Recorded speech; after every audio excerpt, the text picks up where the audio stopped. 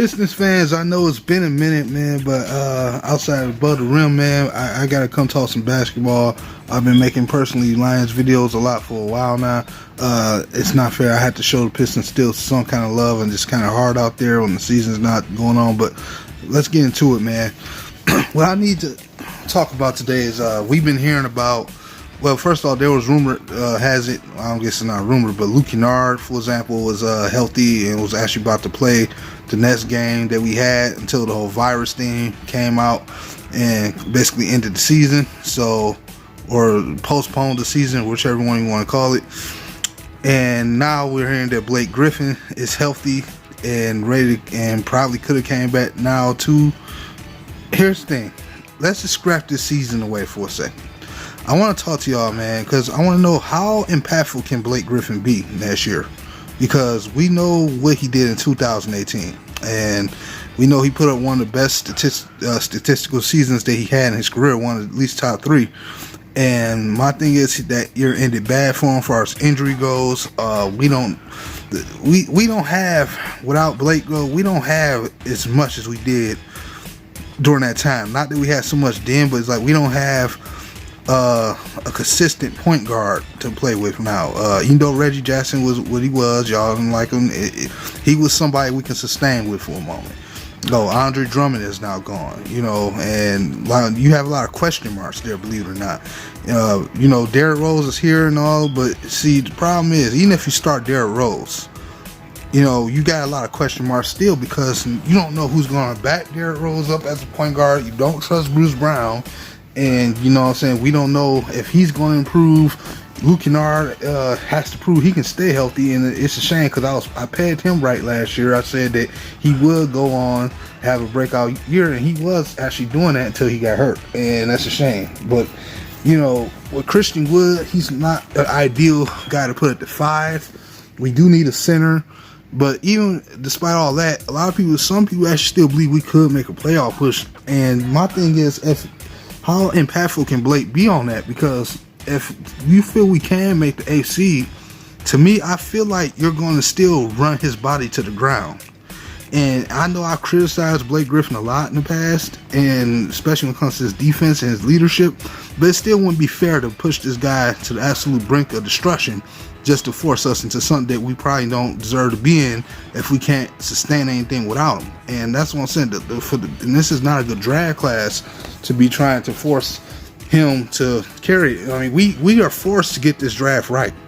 Whether it's a good class or not, we have to get this draft right depending on where our pick is going to be, because we need to get all the talent we can that can. And Dwayne Casey has to have the ability to be able to use it. You know, we don't have an identity. Like, he's the only player between maybe him and maybe Luke Kennard that I can say are going to be, like, you know, they're going to start at some point, where it be him, Luke Kennard at 2, or you take a test run with him at the 1 and let Derrick Rose be the 6th man off the bench, or, you know, Blake Griffin, of course, being the power forward. And, you know, with Tony Snell, we don't know. He may come start off good. He may get hurt again, maybe in and out. He's on the last year of his deal. We don't know how consistent he'll be. We don't know even who knows the legitimate center is going to be, and if anybody should on this roster play center, because I'm not trusting Don Maker. I don't trust Wood at the center, and I don't trust John Henson. I don't trust not even Dante Hall at the moment. Dante Hall has to prove improve, and we don't know who we're going to bring in free agency wise, who's going to be good enough for what we can afford to spend, and we shouldn't overpay for anybody right now. And my thing is, there's too many question marks, you know. Okay, so even if you play Blake Griffin all through the rest of this year, and let's say he don't get traded to the final year of his deal, or you just don't pick his option up, whatever, you got Christian Wood still right now who needs a contract. We haven't heard anything about them saying they're going to try to resign him. Basically, this is contract year for Luke Kennard, and then you have who comes close to being the most impactful player after them? I mean, Sophia is still relatively fresh in his contract as a 2nd round pick. He shouldn't be too hard to keep. But then you got Bruce Brown, who struggles shooting the basketball. So it's like, we don't really have much ground after that. Like, Derrick Rose is basically a free agent who I've been hearing rumor has it they could probably try to move. So with Blake Griffin being around, how much he's going to have to do to push us? Hey y'all, sorry about that. I had paused like twice because like I was having like some hiccups and I was about to sneeze and all that stuff. So don't worry, I'm alright. But anyway, where was I? Yeah, like I said, it's only so far he can push us, man. And we don't want to break him down. You know what I'm saying? Because you still got so many holes that we don't even realize on his roster. Honestly, we still haven't even hit our full, what can I call it? Our full rebuild yet, because as far as the beginning of it, because we still have his contract. So it's like we want, to me, be officially in rebuild mode till his contract is settled and up with, or whatever, or if we trade him, whatever. That's when we can say we in official rebuild mode. At the end of the day, we don't know the direction of this team.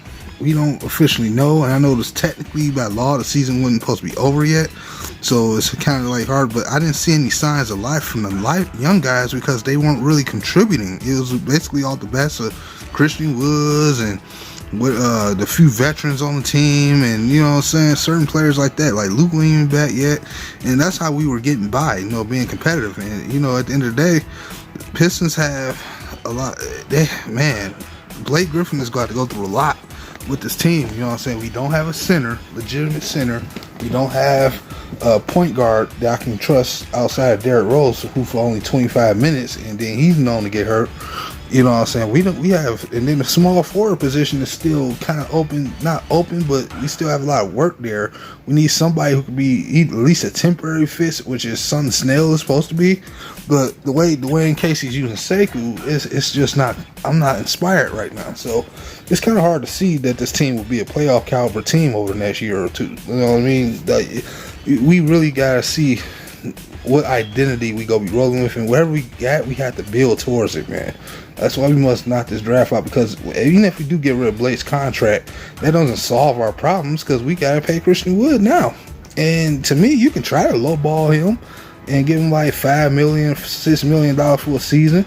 But even if he was willing to take that on another prove-it year deal, and then like, you know, maybe an option pickup, if he play anywhere close to an all-star caliber player, which he has the potential to do, as you see, you think he gonna settle for just to pick that next year up? No, he gonna want to get paid, man. You know what I'm saying? He's 23 with his whole career ahead of him.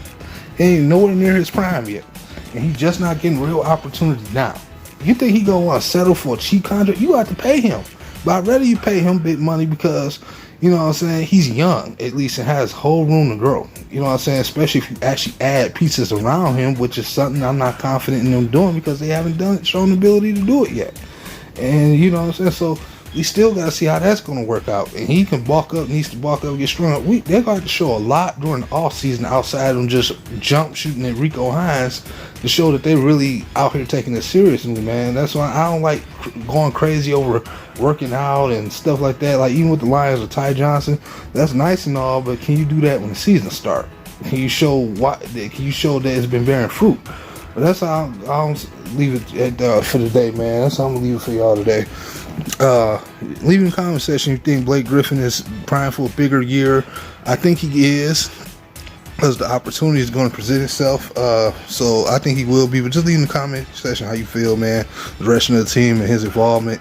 Will we trade him if you think so? Leave that as well. It's your boy Nomis J. Don't forget to subscribe. And I'm out, man. Peace.